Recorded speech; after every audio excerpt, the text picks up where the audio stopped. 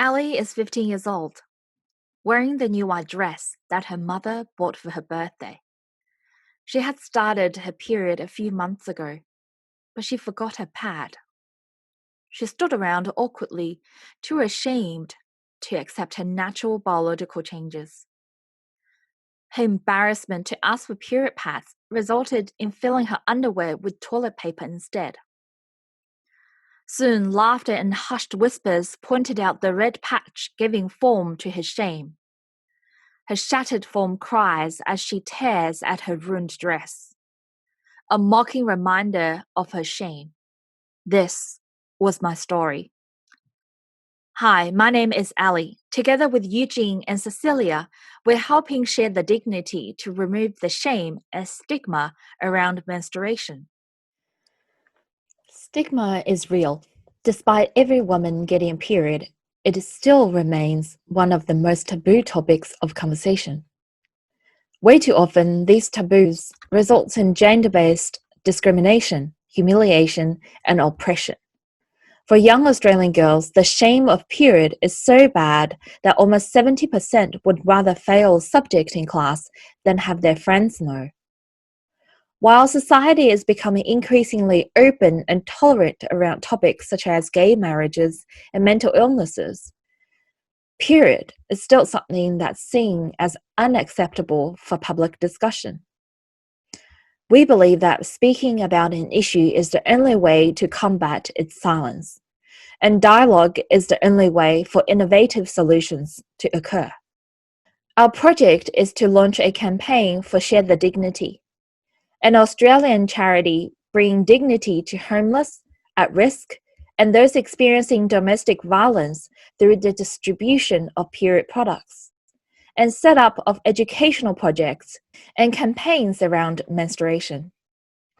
Our team has consulted with the founder, Rochelle, who is frustrated that even though period pads and educational materials are provided, women are still too ashamed to ask for it. We need to remove the shame and stigma around periods, especially in our younger generation of schoolgirls aged 12 to 18. Hello, I'm Cecilia. Our initial survey showed a surprisingly large amount of shame and aversion towards the topic of one's period in this age range. However, as a generation of tomorrow, and as a generation that is yet to form any permanent views and values towards their own bodily changes, it is crucial to target these students to end the cycle of shame and instigate change now. Therefore, it is important to educate and reinforce a proper understanding and appreciation of menstruation so that 1, shame can no longer cause a woman to fear what her body cannot control, and 2, shame can no longer impede a woman from seeking help. Although we started off with an offline idea, we transformed our target demographic and method according to the social media-based approach that best supported our clients' visions. Although the client had already established educational and donation programs, they noticed that women still felt reluctant to approach them. Noting this, they emphasized the importance of new ideas that could better attract younger women to engage with their programs and start conversations centered around period stigma.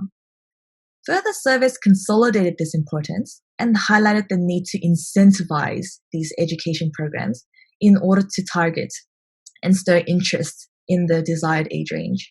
With all these in mind, our campaign involves an informative page on the client's website that the visitor can access after watching this video. Upon clicking on this link, we'll be giving some general details about periods for people to learn, also why it's important to have period pride and end the stigma and shame around periods, as well as details for the competition.